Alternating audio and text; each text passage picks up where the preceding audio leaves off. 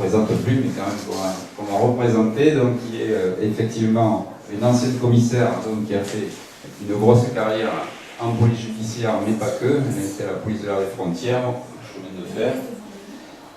Ça a été donc la première femme commissaire divisionnaire quand même en France, donc c'est pas rien, c'est un aspect supplémentaire. Et alors l'occasion, au travers du débat, peut-être de nous livrer ces anecdotes ou quelques passages de sa carrière. C'est devenu un grand écrivain qui publie beaucoup de romans policiers, avec des personnages des fois récurrents, comme Edwige Marion par exemple.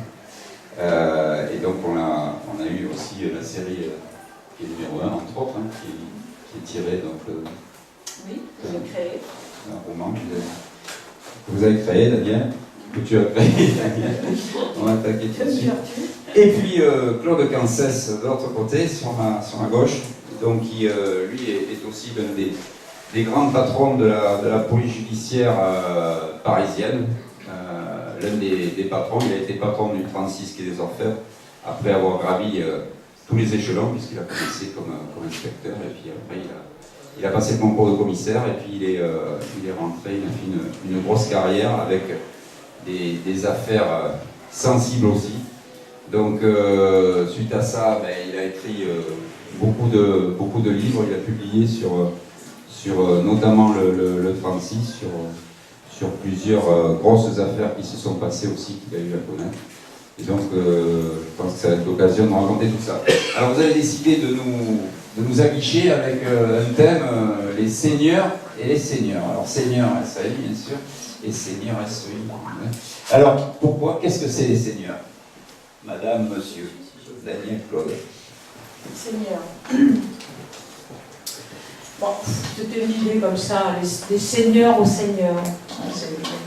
SEIGNEUR, parce qu'on nous dit souvent que nous sommes des seigneurs de la police. Moi, je n'ai jamais trop compris ce que ça voulait dire, parce que quand on fait ce métier, on a la tête dans le guidon, les pieds sur les pédales, on pousse, on tire, on fait un peu ce qu'on peut, et on n'a pas forcément l'impression d'être des stars. Hein. C'est les gens qui, après, peut-être, font de nous ça. Bon, Seigneur et SAI, évidemment, on avait compris que c'était le passage de la police, de la vraie vie, une réalité pas toujours amusante. Hein. C'est un boulot qu'on fait, en fait, plus que les gens imaginent. Et donc après, quand on passe à l'écriture, en tout cas, moi c'est mon cas, Claude peut-être c'est un peu différent parce que lui fait que des documents, il ne fait pas de romans. Moi, dans les romans, j'en profite pour faire tout ce que j'ai pas pu faire dans la vraie vie, quoi. Hein, je tue, je mets les gens en pièces, je me fais justice moi-même, tranquillement, sans me poser de questions. Ce qui évidemment n'est pas le cas quand on est en activité, et tu le sais bien, Dominique, puisque tu as fait ce métier aussi pendant très longtemps. Voilà, donc Claude, peut-être tu peux parler des seigneurs, toi, de ces grandes figures de la police. Dont il a fait partie aussi. Dont il a fait partie, oui. Alors c'est quoi les seigneurs de la police? Les seigneurs de la crime, les seigneurs de la police en général? Alors je vais faire comme on fait souvent les politiques, je ne vais pas répondre à la question. Je vais commencer par évoquer un autre sujet. D'ailleurs, d'abord pour commencer quand même les seigneurs, tout en t'écoutant, je me disais quel est le féminin des seigneurs? Il n'y a pas de féminin. Dans la police, c'est un métier d'homme. Et je suis rentré dans la police, jeune inspecteur, comme le soulignait mon collègue et ami, comme jeune inspecteur en 1963, recruté par une grande affiche posée sur la mairie de Beaucaire où j'étais pion. La préfecture de police recrute des officiers de police adjoints, lieutenant d'interne. Et en dessous, grosse la police, un métier. Mais je m'honore d'avoir été celui qui, au sein du 36 quai des Enfers, cette bande de machos, avoir fait recruter la première femme inspecteur à la brigade criminelle en 1982. Et je peux vous dire, ça n'a pas été facile, mais elle a fait le trou, et puis après la porte a été ouverte pour les autres femmes. Alors, quand mon collègue présentait Daniel, je disais la première femme commissaire divisionnaire, elles ont été 4 femmes à débuter dans la police commissaire. Ah, non. Il n'y a pas de numéro administratif? Si. Si. Les 4? C'est bien Non, là. je crois que je pense que c'est un Ah, divisionnaire. et le vieux flic, il n'a pas eu le mémoire encore. Les 4. Et elles ont toutes des qualités et des défauts, comme tous les hommes et les femmes, mais elles ont toutes les 4 un point commun, c'est qu'elles ont un sacré caractère. Et je parle de connaissance de cause, parmi les 4, j'en ai eu 2 sous mes ordres. Martine Montaigne, dont vous avez dû entendre parler, et Nicole Ricard. Et je puis vous assurer que quel plaisir de travailler avec ces femmes, parce que quand on avait à prendre des décisions sur les affaires, les arguments qu'elles avançaient étaient percutants. Alors, il se trouve qu'avec Daniel, on s'est fréquenté, mais d'une manière épisodique. Bien tout honnête. Et on se Ça mérite. Nos conjoints sont là. J'espère que ça soit clair, ça resterait. Mais nous avons toujours eu d'excellents rapports. Elle aurait pu faire une aussi brillante carrière que l'a fait Martine Montaigne, mais elle a choisi à un moment donné, pour ceux qui sont randonneurs, le petit diverticule qui mène vers le privé, où tu as exercé des fonctions très intéressantes. Et puis après, elle s'est livrée à l'écriture de romans où elle réussit magnifiquement, puisqu'on fréquentait les salons depuis quelques années et je vois que tu dédicaces à tour de bras. Alors moi je ne suis pas un écrivain, je suis avant tout un flic et les seigneurs. J'ai employé cette expression dans mon livre sur la criminelle, les seigneurs de la crime. Les seigneurs de la crime, la criminelle, le service phare du Quai des Orfèvres, lorsqu'on n'est pas dans ce service, qu'on est à l'extérieur, on jalouse un petit peu ces collègues qu'on considère comme des flics à part. Et j'ai fait partie, avant d'intégrer ce service, des flics qui disaient « oh, ils se prennent pour des voleurs de mécanique et non. Et il y a dans ce service, comme dans tous, des gens de qualité et qui ne sont pas des seigneurs, qui sont des flics qui font leur boulot consciencieusement, une usine qui tourne nuit et jour, comme beaucoup de services. Bon.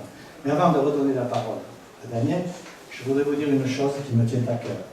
Au sein de la police nationale, pour moi, les seigneurs, ce sont les flics qui, dans le cas police secours, partent sur un appel, le gardien de la paix.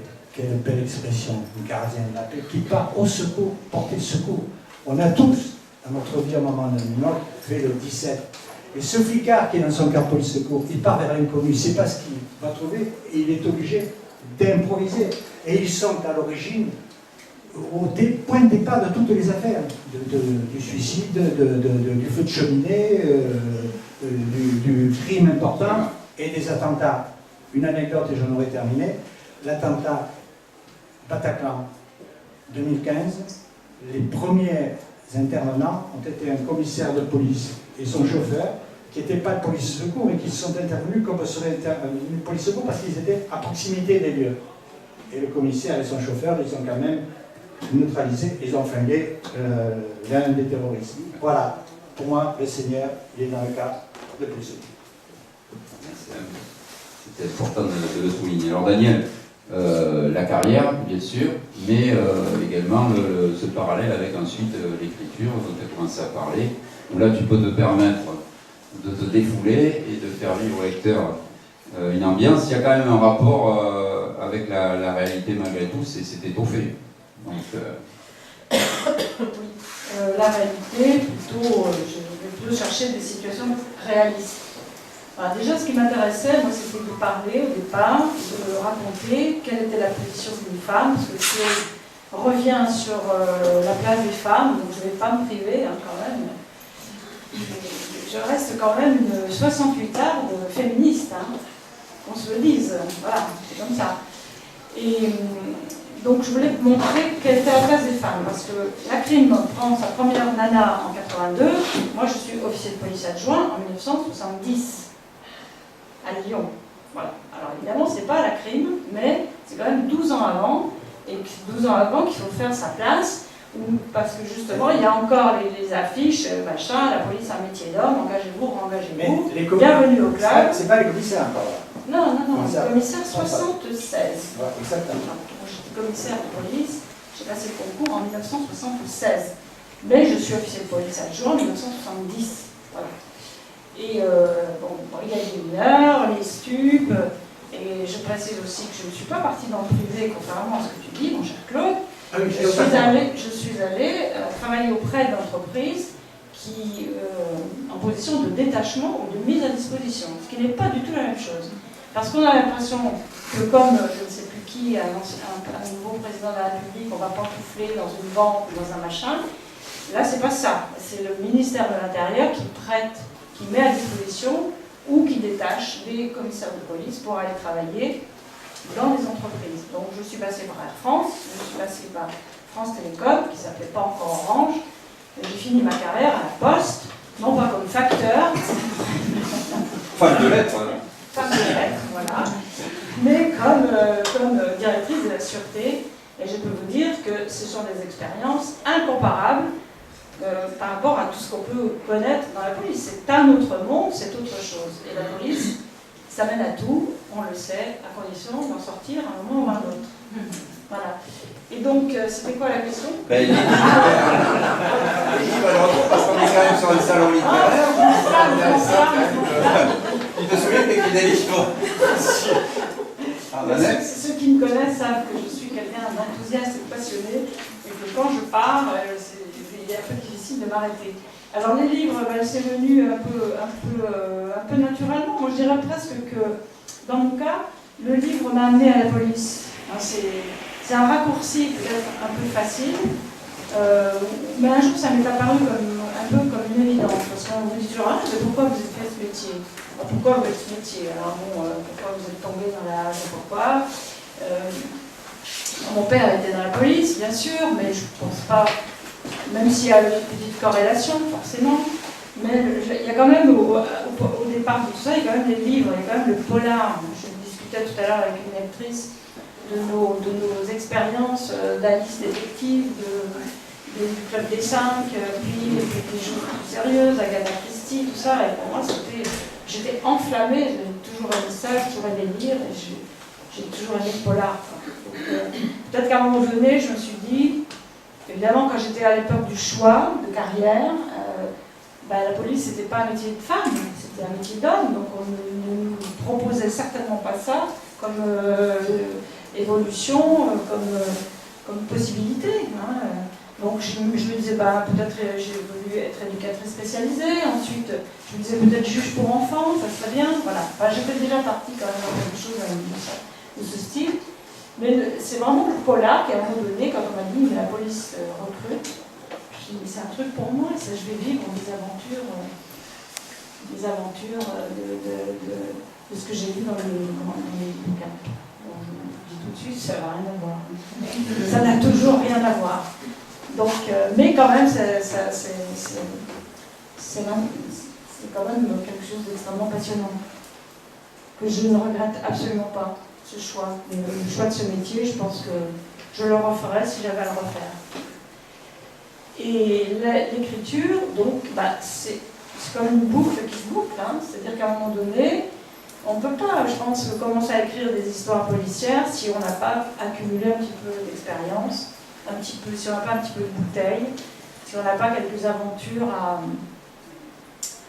qui nous permettent justement de nous accrocher à quelque chose. Alors une réalité, pas forcément, mais en tout cas des situations réalistes. Que ce soit dans la composition le cadre dans lequel ça se situe, parce que moi je fais du polar, hein, c'est-à-dire avec des acteurs qui sont des policiers, une femme commissaire, évidemment, je n'allais pas prendre un homme exprès pour me faire des nœuds au cerveau et compliquer les choses. Donc j'ai pris une femme parce que justement je voulais que le premier roman avec elle, c'était vraiment pour expliquer comment ça se passait, donc une équipe d'enquête criminelle, de police criminelle, dirigée par une femme, avec autour d'elle que des mecs et des patrons, et j'en ai connu qui n'étaient pas des mecs très... voilà. Comme celui qui me parlait et qui ne me regardait pas, qui regardait derrière moi. Donc à un moment donné, je me suis retournée, ah excusez-moi, j'ai cru qu'il y avait quelqu'un derrière. Non mais voilà, donc on avait quand même ce genre de relation. Bon, on m'avait traité d'insolente, d'impertinente, tout ce qu'on veut. Mais Claude, c'était pas un patron comme ça. Hein. Je le sais parce que j'ai des témoins. Un patron qui était bien avec les filles. Mais voilà. Donc l'écriture, c'est moins que la réalité, parce que je trouve que la réalité n'a pas sa place forcément dans les romans. Et que si on vient trop justement sur la réalité, bah, on ne nous croit pas. Moi, il y a des histoires que je vais raconter, l'éditeur levait les yeux au ciel en disant non, mais ça, c'est pas possible. Bah, si, c'est quand même ce qui s'est passé. Oui, mais ça va pas marcher. Voilà. Les gens ne vont pas approcher parce que c'est trop. Justement, cette réalité-là n'est pas intéressante. Réaliste, je dirais plutôt. Il faut aussi que le lecteur puisse partir dans un... Oui, mais le lecteur, il a des comptes rendus des faits divers, il a la presse, il est abreuvé de documents, il est abreuvé de tout un tas de choses à la télé où voilà, pendant des heures, on lui montre comment ça se passe dans la vraie vie, une équipe de PS, enfin pour les secours, une équipe de la BAC, une équipe de ceci, une équipe de cela. Donc on n'a pas besoin de romans pour nous raconter ça. Le roman, il faut qu'il nous amène quelque chose qui nous donne aussi un peu de rêve quand même si c'est pas du rêve un peu sanguinolent, je vous l'accorde. Mais il faut qu'on puisse aussi se partir sur l'histoire des personnages, et c'est quoi leur vie, et comment ça se passe, enfin voilà. Hein, j'ai répondu? Oui. Bien, non, mais c'est ça, ce qui est intéressant, c'est un peu bateau comme sujet, mais c'est vrai que c'est intéressant de voir comment Danielle Thierry, ancienne commissaire de police, passe après dans l'écriture, ou de quoi elle se nourrit, elle, pour faire des romans qui sont chaque fois des nouveautés, et qui surprennent aussi, mais elle se renseigne beaucoup, malgré qu'elle connaisse le métier. Elle n'hésite pas encore à se renseigner précisément pour pas raconter non plus n'importe quoi, tout en projetant son lecteur dans un monde un peu de rêve et un peu de fiction, heureusement. Alors Claude, c'est différent. Toi, tu continues à faire les salons aussi, et tu racontes donc des anecdotes que le public recherche aussi. Il y a beaucoup de gens qui aiment bien savoir un petit peu comment ça se passe, la réalité, qu'est-ce qui s'est passé sur certaines grosses affaires. Est-ce que tu peux nous parler de ça aussi, au travers de ta carrière, ces récits que tu mets ensuite en livre, de quoi tu te nourris, et qu'est-ce que tu recherches, et qu'est-ce que le public recherche derrière, qu'est-ce que le lecteur recherche? Alors j'ai vécu pendant 35 ans une très très belle aventure au 36 et les Orfèvres. Et comme le dit, pourtant comme le dit si joliment Simonon dans la bouche de Maigret, j'ai, comme tous mes collègues, fréquenté la misère et la mort au quotidien. Et j'ai passé ma vie, comme tous mes collègues du 36, à poser des questions. Et à m'en poser aussi. Le crime, pourquoi, comment. Et à me poser des questions que vous posez tous à la lumière des faits divers, mais que le flic ou la fliquette se pose en permanence au cours des enquêtes. Où passe la frontière entre le bien et le mal, l'ordre et le désordre, l'acte légal et l'illégalité, et la folie et la raison. Depuis 2010, ma vie a été un roman. Je ne suis pas un romancier, mais j'ai écrit la vie que j'ai vécue avec de nombreux collègues, bien entendu.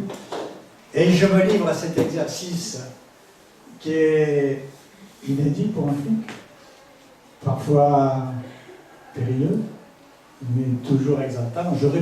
J'essaie de répondre aux questions qui me sont posées. J'espère qu'on va avoir une large plage de temps pour répondre à vos questions à la fin de ce petit débat. Bérégovoy, de Rossoul, Boulin, j'oublie le quatrième, aide-moi Daniel. C'est vrai? Non, oui. Non, De Breuil, c'est clair, c'est un assassinat.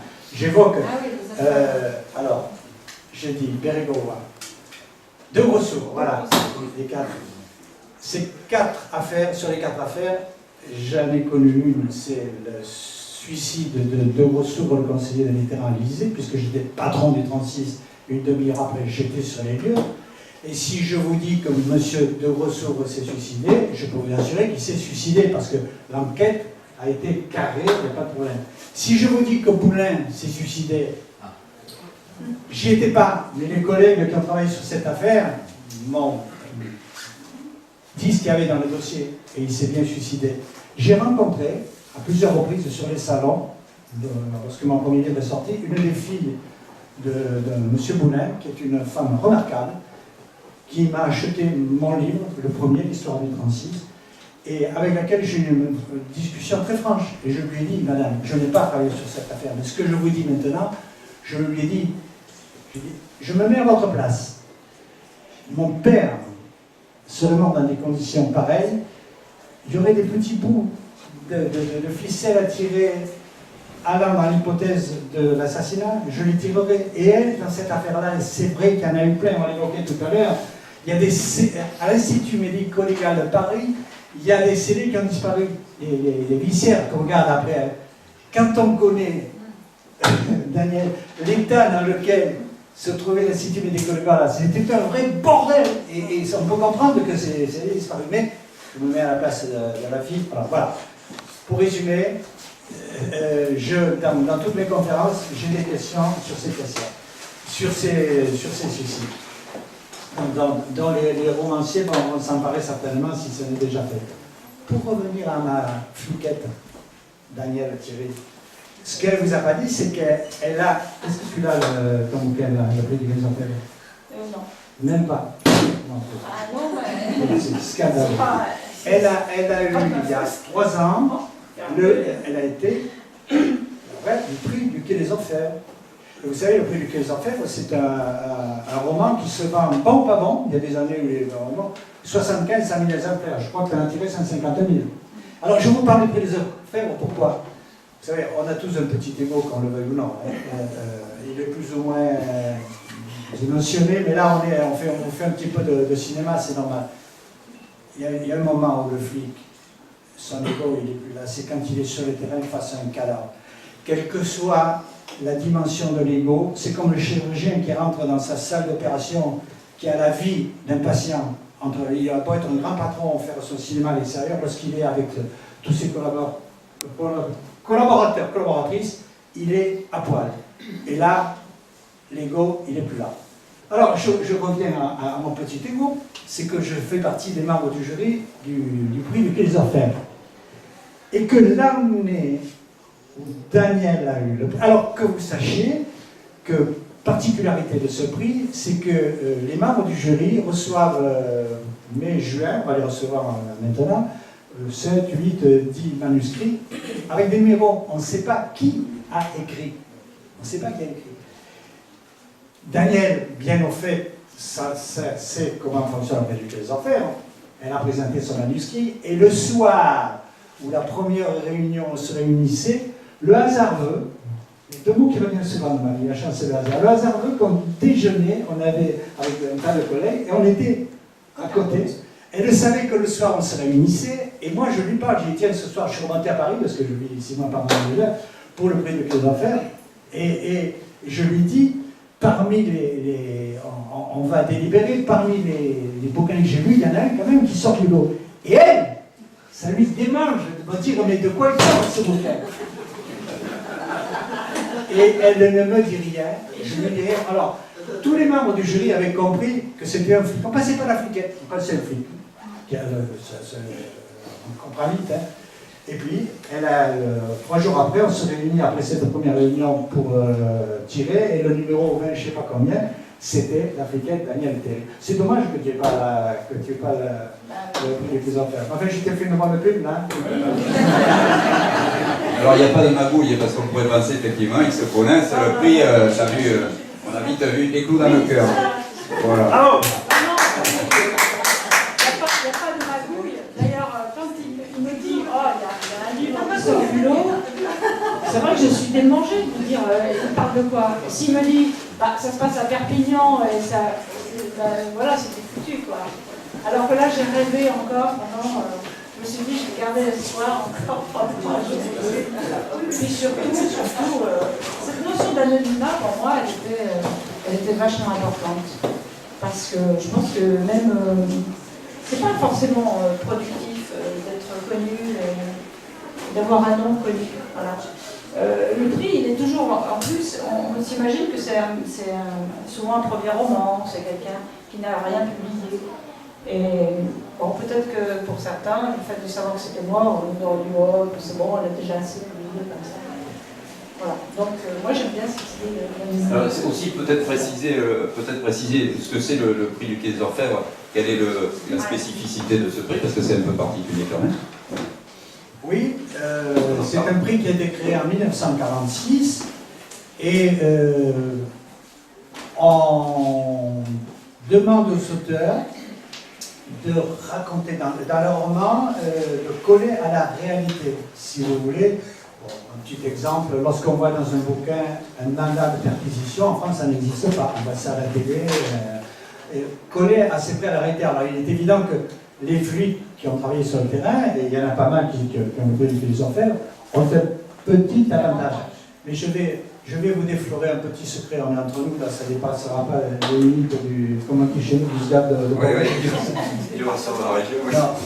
Elle a, alors que je n'étais pas encore membre du jury, mais je le suis parce que je n'étais pas encore directeur à ce moment-là, elle avait été sélectionnée une première fois, et il y a eu une fuite. Il y a eu une fuite au sein du jury, il y a quelqu'un qui a avant même au cours de la délibération, je ne sais pas ce qui s'est passé, et alors tu aurais pu peut-être l'avoir là, tant plus que c'est l'histoire du métro, là. Oui, c'est ça. Vous voyez, pour vous dire que, alors, ce prix du Quai des Orfèvres, tous les ans, il est décerné. Alors, le jury est composé d'anciens directeurs de la PJ, le président, c'est le directeur de la PJ en activité, ce que j'ai été pendant 3 ans, entre 93 et 96, avant que Jean-Louis Debré me vide à l'inspection générale de la police nationale, c'est mon grand copain. Et il y a des magistrats, des avocats, un sénateur, journaliste, et voilà. Réalisateur. Oui, exact. Je viens de faire. C'est des manuscrits au départ, hein, c'est pas des livres déjà publiés. Alors l'avantage de ce bouquin, c'est que, comme je vous l'ai dit, bon ou pas bon, il y a des années où eh ben, il y a un tirage 75 000 et il se vend. Parce que c'est comme dans les gares, vous avez le peu du Quai des Orfèvres, ça se vend comme une petite pain. Et puis il y a des années, comme Daniel, ça a bien marché, 150, même tu as dépassé certainement les 150. Voilà. Alors en parlant d'écho dans le cœur, donc on va rester dans les clous, en redonnant la parole à Daniel, à nouveau, toujours pareil, par rapport à des réflexions, par rapport à ce que dit Claude, peut-être rebondir à propos de tout ce qu'il vient de dire. Là, on est passé sur le Quai des Orfèvres avec les magouilles qui t'ont permis d'avoir le prix. Et donc on voit les dessous un peu d'un prix littéraire, c'est toujours intéressant aussi. Pour en revenir à ça, alors peut-être au livre aussi. Oui, alors le prix, bon, ça c'est intéressant parce que on ne donne pas le prix à un auteur, on ne donne pas le prix à un éditeur, parce que souvent quand même, vous connaissez les dessous de tous les prix littéraires. Bon, j'en ai eu d'autres avant, j'en ai eu quelques encore après. Moi maintenant, je ne sais pas pourquoi, déjà, il va falloir quand même quelque chose. Privilège de la notoriété. Oui, voilà. Bon, je suis à 25 romans maintenant quand même, hein. C'est pas mal. Enfin, livre. Ça pèse déjà, oui. Parce que j'ai écrit aussi quelques documents, hein, quand même, il faut le dire. Bon, un livre sur la BRI, j'ai écrit un livre sur la PJ de Versailles, justement. Très bien, très joli. Voilà, un très très gros bouquin qui répertorie. Je raconte notamment dans la PJ de Versailles l'affaire Marcovic, pour ceux qui se souviennent, le meurtre du garde du corps d'André. J'en parle parce que là aussi, il faut que je parle un petit peu. J'ai été détaché jeune inspecteur pendant 1 an et demi sur cette affaire. J'étais parti pour 1 semaine, je suis resté 1 an et demi. Et là, c'était fabuleux pour moi, parce que j'avais 23, 24 ans, j'ai découvert tout le showbiz de Mireille Dard, Alain Delon, en garde à vue Alain Delon, Mireille Dard, pendant 24-48 heures, j'ai assisté à toutes les auditions, et j'ai vu aussi, pour ma formation c'était important, la fine fleur du grand banditisme français défiler dans les locaux de la PJ de Versailles. Marcovic, la victime, était un petit voyou, mais qui voulait jouer les gros et qui fréquentait les gros, c'est comme ça qu'il en est mort. Oui. Bon, enfin, moi j'ai une autre version, mais peu importe. On va pas débattre de l'affaire Marcovic. En fait, j'ai pas entendu. Non, j'ai dit que j'ai... Elle n'est pas d'accord sur l'interprétation, sur l'analyse de l'affaire Marcovic. Non, oui, enfin, bon. Allez, oui, c'est intéressant ça, vas-y, pourquoi t'es pas d'accord? Non, mais je t'en parle en privé. Voilà, on va faire des cachotteries, là, et on met entre nous, là.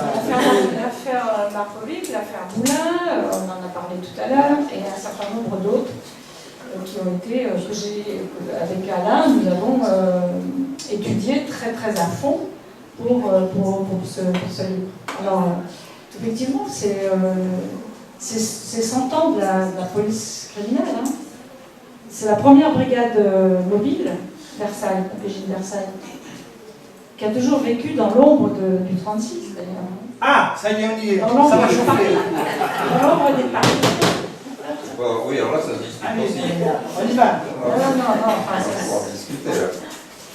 enfin voilà, donc 25 livres et au compteur. Hein. J'ai écrit aussi une autobiographie quand même, hein, il faut le savoir, qui s'appelait La petite fille de Marie Gare. Ce livre n'est plus disponible parce que j'ai récupéré les droits et je dois toujours le reprendre puisqu'il s'arrête en 1994, fin 1994, au moment où j'arrive à Air France.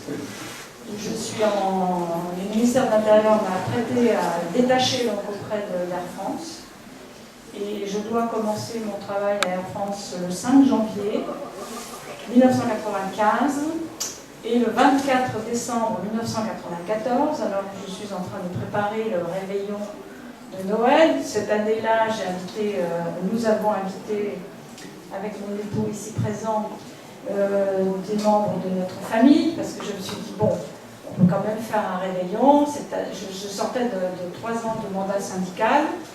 Donc après, j'étais en transition. En plus, je me suis dit, là, on peut quand même organiser une fête sans avoir de mauvaises surprises. Hein. Parce que d'habitude, c'était souvent ou la permanence qu'il fallait tenir au service, ou une affaire qui tombe, on ne choisit pas forcément de tenir. Donc ce jour-là, on a invité des gens, de la famille, et je suis en train de préparer le repas. Il est 11h du matin, je repasse la nappe, très exactement, je porte cette image, et on m'appelle, donc c'est le numéro 2 de la France qui travaille auprès de Christian Blanc, qui est le président de la compagnie à l'époque, et qui me dit, écoute, je suis aux Antilles, je crois qu'on a un gros problème à Alger, et je ne sais pas à qui m'adresser, je voudrais que tu t'occupes de ça. Voilà. Donc c'est l'Airbus d'Air France qui est détourné à Alger. Et donc je prends contact avec les salles de commandement d'Air France, la salle de, je ne sais pas comment on l'appelle, bref, la salle de commandement. Voilà. Et puis il me dit, bah oui, le président Blanc est là, il aimerait bien vous parler, donc il discute 5 minutes avec lui. Et je comprends qu'il faut que j'aille là-bas, toutes les affaires cessantes, et tout réveillon cessant. Et donc je suis partie, je suis revenue quand même à 2 ou 3 reprises pendant ces 3 jours qu'a duré ce détournement. Bon, j'ai rien fait de particulier parce que je n'étais pas encore en poste. Enfin, c'est pour vous dire que c'est un métier où on a ce genre de surprise en permanence. Voilà. Donc, mon autobiographie s'arrête là. Ça s'appelle La petite fille de Marie Gare parce que je suis l'arrière-petite-fille d'une dame qui a été abandonnée il y a très longtemps, bien sûr, devant une gare. Et comme le commissaire de police qui est allé la déclarer à l'état civil se prénommait Joseph, il l'a appelée Marie-Joséphine Gare. Et c'est l'histoire de cette petite fille qui commence qui fonde un petit peu la mienne, quoi. Donc j'ai commencé par ça. Et c'est grâce à elle aussi que la série qui est numéro 1 a pu se faire, puisque le jour où j'étais nommée commissaire divisionnaire, j'ai rencontré tout un tas de gens, j'ai fait des tas de télé avec deux collègues qui avaient été nommés la même année que moi, c'était Martine Monteil et Mireille Maestrasi. Nous avons été invités, notamment chez Michel Drucker, Star 90, on rendait compte. Hein, le lendemain, on vous sert la louche chez le boulanger, hein, c'est pas des choses qui arrivent tous les jours. Ah, je vous ai fait la télé. Et la télé a un impact incroyable sur tout le monde. Et puis voilà, donc un producteur s'est intéressé à ça. Elle m'a dit, vous avez une histoire formidable. Et l'histoire de ma grand-mère par-dessus le marché, donc de ma mère et grand-mère. Donc c'est le week-end numéro 1. C'est une série que vous avez peut-être vue, parce qu'elle commence à être un petit peu ancien, mais que certains parmi vous ont peut-être vu. Ça se passe dans les trains, dans les gares. Et c'était quand même un peu incroyable, parce que la petite fille de Marie Gare que j'étais, j'ai quand même passé 7 ans dans le monde ferroviaire, à m'occuper de police ferroviaire, de gare, de train, international, le tunnel sous la Manche, les grands trains de nuit, et puis la banlieue, puisque évidemment, ça a été la grande aventure de cette période, la fin de la période ferroviaire, 89 à 92. Je l'ai passé dans les trains de banlieue parce que j'avais créé une brigade spécialisée pour la sécurité d'Île-de-France, du transport. Alors j'ai une anecdote, je vais rebondir là, sur Quai numéro 1, parce que alors, du coup, ça m'évoque des souvenirs aussi. Donc, moi j'avais commencé à la PJ Versailles et je commençais au départ quand je suis rentré dans la police, donc c'était sur Arcachon, on avait un prestage à faire, donc je commençais avec Olivier Marchal, que je ne connaissais pas, on a commencé tous les deux au début comme ça. Et puis on a fait notre mois de prestage, et puis après on est allé en école de police, un an ensemble, et puis on est sortis ensemble dans les premières places, parce qu'on joue au rugby, je sais pas, et on s'est retrouvés à la PJ Versailles ensemble, donc on était à la crime de la PJ Versailles ensemble. Et Olivier, quelques temps plus tard, a quitté donc, la police une première fois, là. Donc, il s'intéressait déjà un peu à la comédie, il jouait de gauche. Et donc il a commencé à jouer avec Sophie Duez donc, à Quai numéro 1, enfin, dans la série Quai numéro 1. Et je me souviens d'une anecdote parce que mon fils était tout petit à ce moment-là et on revenait de nous, on repartait sur Arcachon et on est passé à la gare avant de prendre le train. Et il y avait Olivier qui était là, donc qui tournait. Donc 2 minutes avant, il faisait l'andouille avec les caméramans comme il sait le faire. Pendant que Sophie Duez, elle apprenait son texte religieusement. Et donc il avait dit à mon fils, tu vas tourner dans la série. Alors mon fils était super content. Il avait 8-9 ans, pouvoir tourner dans le Quai numéro 1, il était tout content. Puis moi je regardais l'heure et tout le temps que ça se fasse. Le train allait partir. Donc j'ai dit à mon fils, on va partir le train et on va partir. Donc j'ai vu le tournage donc, comme ça de Quai numéro 1. Donc Sophie Duez jouait mon rôle, Ouais. la commissaire Marie Saint-Georges dans l'histoire, et Olivier Marchal était mon adjoint, Max. Max qui a existé vraiment, hein, qui était mon adjoint. Et quel adjoint, parce qu'il était passé par 36. C'était un vrai... Bon sang de sémantique. Un vrai du 36. Et ce que je veux rétablir aussi d'une vérité, c'est que la PJ Versailles, la première brigade mobile, c'était quand même quelque chose de costaud. Ça appartient à la direction centrale de la police judiciaire, qui est aussi une structure qui est quelque chose, et il n'y a pas que le 36 qui est des enfers, et la préfecture de police. Il y a une grosse rivalité entre l'ancienne Sûreté nationale et la PP, et en fait il y avait des belles affaires aussi faites par les offices autour de la direction centrale de la police judiciaire. D'ailleurs, historiquement, juste une petite précision historique, parce que la première brigade mobile, elle est installée à Paris par Clémenceau. Clémenceau crée les brigades mobiles en 1907. Bon, il a beaucoup de mal à avoir les financements. L'Assemblée nationale n'est pas pour, parce qu'il en a ras-le-bol d'être sous lui, ministre de l'Intérieur, et président du Conseil d'ailleurs, il en a ras-le-bol d'être sous les ordres du préfet de police de Paris. Parce que le vrai patron de toute la police en France, c'est le préfet de police. Voilà. C'est Louis Lépine, ils ne peuvent pas se blairer. Donc Clémenceau arrive à ses fins avec la complicité de Aignon, Célestin Aignon, qui va diriger les brigades mobiles. Et la première brigade mobile, il l'installe à Paris. Et c'est pas par hasard. Il l'installe rue Greffule à Paris. C'est pour emmener le préfet de police. Voilà. Et après, ça ne fait que croître et embellir la guerre des polices, les rivalités. Et c'est vraiment, c'était ça son idée, quoi. Hein, emmerder Louis Lépine. À telle enseigne que le directeur général de la police nationale, nommé préfet de police, il changeait de casquette et c'était la guerre avec son successeur et vice-versa. On a vu des situations. Mais globalement, quand même, ramenons les choses sur le terrain. Les flics, c'est surtout au niveau des chefs, hein, où il y avait la guerre. Sur le terrain, globalement, ça ne marchait pas trop mal et on avait et on a. Je vais faire un cocorico, une police nationale qui fonctionne pas mal du tout. Très bien, alors on va passer peut-être aux questions parce que le temps tourne. Et puis vous avez. Soif, c'est l'heure de l'apéro. Voilà, c'est tout ça derrière. Mais vous avez peut-être vous donc des questions à poser à nos deux auteurs, parce qu'ils sont auteurs aussi, et puis à nos deux anciens flics et patrons de PJ ou de police nationale en général. Est-ce que vous avez des questions, monsieur là? Par rapport à Robert Boulin, c'est quand même une affaire qui s'est déroulée à Milandreau, là, dans Gironde. Moi, j'étais tout jeune reporter photographe à l'époque, et je suis détaché sur place, j'arrive le lendemain. Et l'affaire Boulin. Boulin, c'est les étangs de Hollande en Yvelines, hein, les Yvelines. Non. Ah non, il a été enterré à Milandreau. Il a été enterré. Oui. Il était maire de Libourne. Ouais. Et j'ai fait le reportage de l'enterrement de ce pauvre monsieur, Robert Boulin. Et je vois arriver Raymond Barre de la clique. Ouais. Et déjà, on entendait qu'il était mort dans 30 cm d'eau, soi-disant, mais qu'il avait une balle dans la nuque. Alors, est-ce que vous pouvez nous dire la vraie vérité? Parce que j'ai peur, évidemment. Monsieur, je fais le Tour de France depuis la sortie de mon premier livre, et des questions me sont posées sur Boulin, Bérégovois, De Ressources, et j'en oublie un quatrième, non? Hein?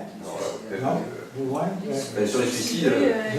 Alors, De Grossouvre, je peux vous dire que c'était un suicide parce que j'étais une demi-heure après à l'Élysée. J'ai tourné collaborateur. J'ai pas terminé. Tu nous l'as dit déjà, mais c'est monsieur la coche sur Boulin. Alors, Boulin, j'y étais pas. Je peux vous assurer que les collègues qui ont travaillé, et notamment un collègue qu'on aime bien, Alain Tour, nous ont arrêté de raconter l'affaire, c'est bien un suicide. Le problème, c'est que j'ai rencontré, et Daniel aussi sur les salons de livres, une de ses filles, qui a fait un bouquin d'ailleurs, qui est une fille remarquable, qui, mettez-vous à sa place, elle a des petits éléments, des petits fils à tirer. Alors, dans la thèse, elle ne veut pas croire que son père s'est suicidé, et comme elle a des petits fils à tirer, et qui sont bons à tirer, j'en prends un, tout simple. À l'Institut médico-légal, là où a été autopsié Boulin, il y a des cellules qui ont disparu, des viscères. Alors, on a fait disparaître les viscères, on a quelque chose à cacher. Mais Daniel et moi, on a assisté à des autopsies à l'Institut médico-légal. Si vous saviez le bordel que c'était à cette époque-là, c'est rien d'étonnant que les cellules aient disparu. Maintenant, ça a changé. Et si on parle de la théorie d'un suicide, on ne fait pas les mêmes explorations, on ne procède pas aux mêmes analyses, on ne va pas dans le détail. Et dans l'affaire Boulin, qui plus est, la famille avait demandé expressément, il est autopsié, mais à ce qu'on ne touche pas sa tête. Vous voyez, parce que, bon, voilà, c'était... Et comme on partait sur l'idée que c'était un suicide, c'est souvent comme ça. On parlait tout à l'heure de l'affaire, on peut parler de l'affaire Markovic. L'affaire Markovic, la première autopsie, la famille, pareil, demande à ce qu'il n'y ait pas de... Voilà, bon. Et on ne faisait pas... Il y a une autopsie qui est à moitié bâclée. C'est d'ailleurs à partir de l'affaire Markovic que systématiquement, on va radiographier avant le premier coup de scalpel, on radiographie les gens. Parce que là, il est autopsié, Markovic, il a une balle dans la tête, et la première autopsie ne le révèle pas. On ne trouve pas cette balle. Bon, bah oui, parce qu'on découpe, enfin, je vous fais grâce des détails, hein, on découpe le cerveau en tranches. Il n'y a pas d'orifice vraiment identifié, c'est un corps qui est retrouvé plusieurs jours après, parfois c'est des semaines après, donc voilà. Et si on ne prend pas ces précautions préalables, bah, on ne va pas trouver. Et quand il est autopsié pour la deuxième fois, parce que sa famille qui est en Serbie réclame justement qu'il y ait des examens plus approfondis, on le réautopsie, là on radiographie et on voit qu'il a une balle dans l'estomac. Mais il n'y a pas une balle dans l'estomac, c'est son cerveau qui a été remis au moment où on l'a mesure, il y a une bazar. Voilà. Donc on peut toujours refaire le film longtemps après. Ce qui n'est pas fait au début, ce qui n'est pas bien fait au début, c'est foutu, c'est raté. Quand on a raté les premières phases d'une affaire... Les constatations, c'est le plus important. Les constatations, c'est très important.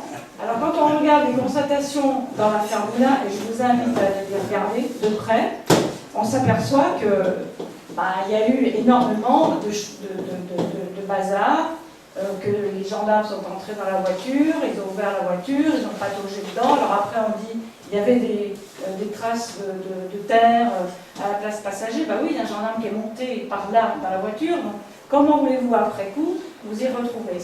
Donc en gros, ce qui n'est pas fait n'est pas fait. Voilà. Et la première, dans une affaire de suicide, on n'autopsie pas les gens, vous savez, systématiquement. Aujourd'hui, on le fera peut-être davantage, mais je crois qu'il y a genre 10 000 suicides, ou peut-être davantage d'ailleurs en France chaque année, ou 20 000 même, je crois. Et on n'autopsie pas 20 000 personnes. Quand les conditions du décès sont suffisamment claires, on ne va pas... Bon, évidemment, c'est trivial de dire ça, ça coûte très cher, ce sont des opérations qui mobilisent beaucoup de gens. Pendant ce temps, on va peut-être moins se mobiliser sur une affaire criminelle qui vaudrait la peine qu'on produise des investigations plus approfondies. Voilà. Donc c'est toujours facile après coup de réécrire l'histoire, de refaire le film. Et encore une fois, je rejoins Claude quand il dit qu'on peut comprendre la fille Fabienne, quand elle, fille Moulin, quand elle veut absolument rétablir parce que les rumeurs ont couru, et justement ces ratages alimentent quoi? Une théorie du complot, il y a toujours quelque chose où là on nous cache des trucs, on ne nous dit pas tout. Alors oui, il y a eu des... Il s'est suicidé comment? Non, il s'est noyé. Il s'est noyé. Mais on peut très bien se noyer, même dans 50 cm d'eau, à partir du moment où il est établi qu'il avait pris des médicaments, des Valium qu'utilisait sa femme.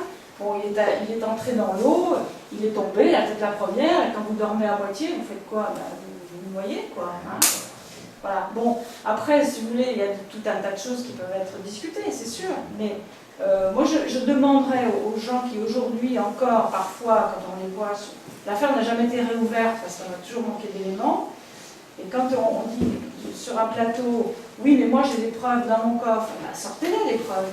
Vous voyez, c'est trop facile quand même de dire, oui, quelqu'un aurait des preuves qu'il a été assassiné, par qui, comment, pourquoi. Alors évidemment, c'est des époques bénies pour le sac, pour toutes ces choses-là, parce que c'était quand même un petit peu bordélique, à tout point de vue, quoi, entre la politique, certaines influences aussi, les pressions qui pouvaient se passer. Mais on n'a pas de preuves, et moi j'attends qu'on ait des preuves pour nous démontrer le contraire. En plus, ça pose le problème d'une affaire médiatique avec quelqu'un d'important. Parce qu'il faut bien avoir conscience que ça serait le boucher du coin sans que ça soit péjoratif. Je ne suis pas persuadé qu'il y aurait autant d'énergie pour... Voilà. Et pourtant, c'est une affaire embrouillante. Hein. Je veux dire, elle est traitée pareil, rassurez-vous, par les enquêteurs, heureusement d'ailleurs. Mais voilà, après, ça pose des problèmes. Mais ça fait partie aussi des mythes, peut-être, et des affaires qui sont... Voilà, qui entretiennent... Les grandes énigmes. Oui, les grandes énigmes criminelles, pourquoi pas. C'est passionnant, hein, c'est passionnant. Moi, j'ai autant de passion pour l'histoire du crime que pour... D'autres questions? Oui, madame. J'aimerais connaître le sujet de votre livre. Alors, le sujet de celui-là? Oui. Non, oui, celui-là. Ah ben voilà. Bah, c'est ça. Je peux rien vous dire. Non, ça se passe dans la région, là, un petit peu du côté du bassin. Voilà, ça se passe pendant une période troublée, de fin d'année, avec de la tempête, avec beaucoup d'affaires de famille, et des tabous. Voilà. C'est intéressant, vous prendrez connaissance. Vous n'aurez pas la fin, hein. Vous n'aurez pas l'intrigue. Il y a une psychocriminologue qui intervient dans une affaire extrêmement délicate. Et là, cette psy, elle existe, je l'ai rencontrée, elle l'a traitée, elle a fait une thèse sur un sujet qui s'appelle l'ultime tabou. Donc voilà. Mais je n'en saurais pas plus. Faut le lire. Merde. D'autres questions sur nos auteurs? Elle s'adresse à tous les trois en fait. Est-ce que il y a beaucoup de séries policières françaises à la télé? Est-ce que vous les regardez? Le regard que vous portez là-dessus, si vous les regardez, et s'il y en a une que vous aimez plus particulièrement. Voilà. Alors justement, avant de répondre, j'en profite pour rebondir avec cet après-midi, puisque on aura la chance cet après-midi, en plus d'avoir des auteurs, des scénaristes, des réalisateurs, des auteurs de séries et de téléfilms et de films, donc qui sont aussi des écrivains par ailleurs. Donc, alors moi je les regarde très peu, les séries policières, je vais être honnête, je regarde de temps en temps, il y en a que j'aime bien, donc on parle de séries policières là. Françaises en plus. Bon, alors, moi pas trop, il y en a de temps en temps, parce qu'il y en a qui sortent du lot, qui sont surprenantes, donc moi je pense à Engrenage par exemple, qui est quelque chose qui m'a, ou les Bracos à certains moments, bon, c'est quelque chose qui dans le paysage de séries télévisées français, moi m'a interpellé, donc j'ai trouvé ça super. Après, c'est vrai que moi, pas trop. Alors, voilà, en plus, j'aime bien les polars, mais c'est vrai que quand on est en plus en activité pleine dans le bain, des fois on aime bien changer de truc. Surtout, il y a beaucoup de séries télévisées, notamment les experts et tout. Bon, on commençait à faire le tour du problème. Les experts, ils sont balèzes. Il y a des trucs qui sont intéressants en plus, malgré tout, dedans. Mais voilà, alors, moi, voilà. Claude?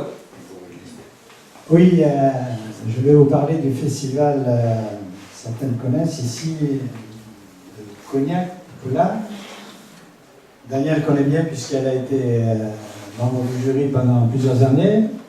Elle n'est plus, j'y suis maintenant. Et bon an, mal an, on se paye pendant du vendredi matin jusqu'au dimanche midi, je crois 17-18 films. Je ne suis pas un fanat de films policiers, mais je reconnais qu'il y en a un, effectivement, qui me plaît assez. C'est la série Engrenage, peut-être, parce que c'est la série qui colle assez le plus près de la réalité. Puis alors là, je vais vous paraître peut-être vieux jeu, mais j'ai un petit faible pour Maigret. C'est comme ça, c'est comme ça. Vous savez, Simenon est un écrivain remarquable, Daniel, on est d'accord. Hein. Et il a créé, il faut savoir qu'il s'est inspiré pour créer son personnage de Maigret de deux commissaires qui ont existé, le commissaire Guillaume et le commissaire Massu. Deux personnalités totalement différentes. Autant Guillaume, c'était le beau mec, qui avait plein de maîtresses à travers Paris, le boulot avant tout. Mais dès qu'il avait 5 minutes, 3h du matin, il était avec les affaires, il ne rentrait pas chez lui, comme on le faisait Cancès quand il était à la criminelle, il rentrait à sa maison, n'est-ce pas chérie?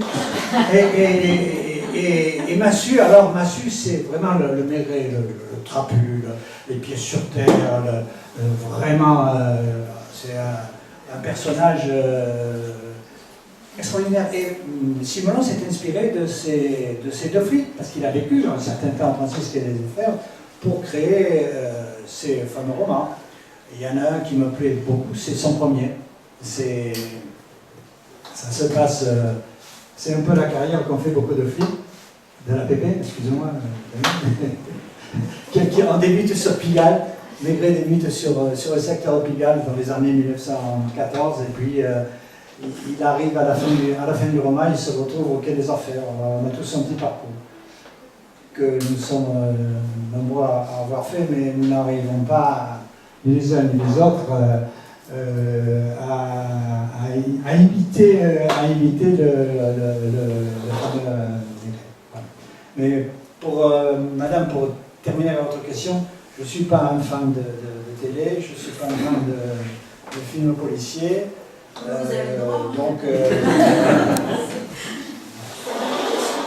Et on oublie qu'il y a numéro 1, qui est une très bonne série. Ah ouais, Mais dont on avait parlé.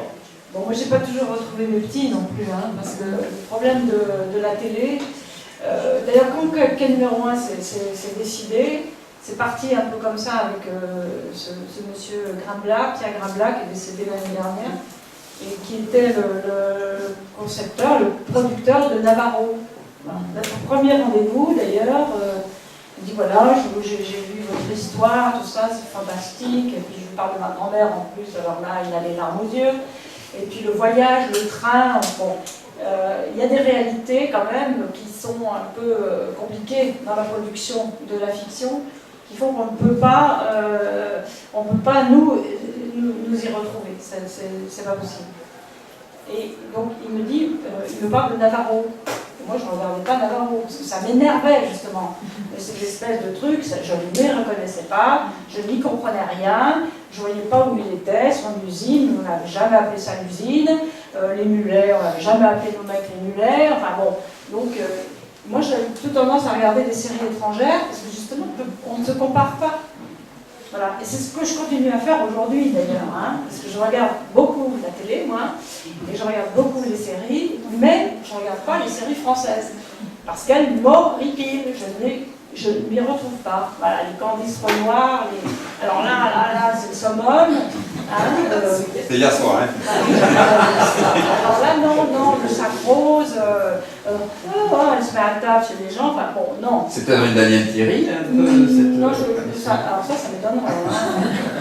Bon, enfin, peu importe, mais donc il y a beaucoup de séries, alors je vais refaire, je vais être redondante, hein, avec Engrenage, qui est peut-être la plus intéressante, je dirais, parce que justement elle est maîtrisée par des policiers quand même, et aussi parce qu'elle apporte quelque chose de particulier, cette série, à mon sens, c'est que justement elle nous montre vraiment le procès pénal.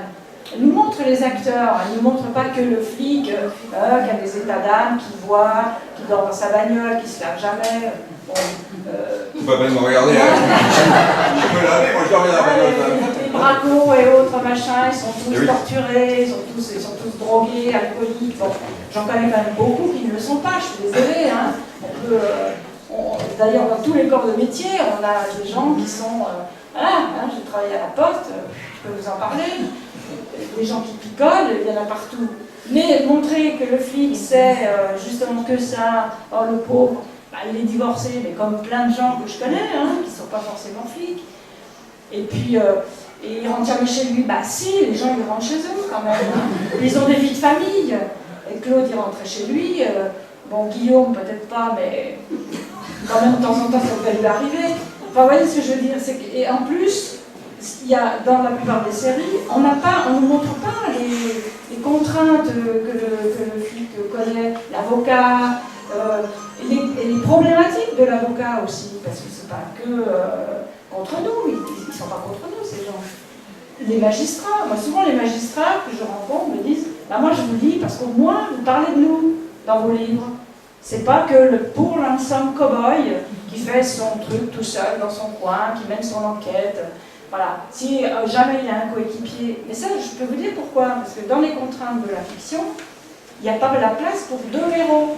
Voilà. Il n'y a pas la place pour une équipe, il y a la place pour un héros. Donc lui, eh ben, il est payé tant, son cachet c'est tant, pour un épisode de la série, et donc il doit être dans toutes les scènes parce qu'il faut rentabiliser le truc.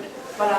Le décor, ben, vous ne pouvez pas inventer un décor parce que les décors ils sont là, ils sont payés, ils sont financés, et il faut que ça se passe dans un quart d'heure dans tel décor, un quart d'heure dans tel autre, point barre. Voilà. Et quand vous allez sur des choses à l'extérieur, par exemple, ben, ça coûte plein de pognon, donc c'est pas possible.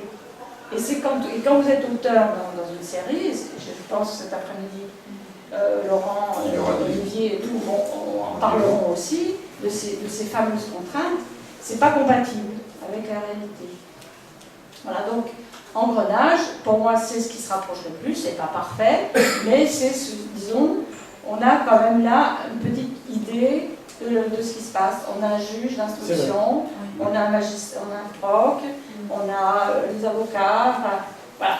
Là, disons que c'est bien filmé aussi. C'est bien filmé, les histoires tiennent debout, disons que c'est regardable, voilà. Mais le reste, bon.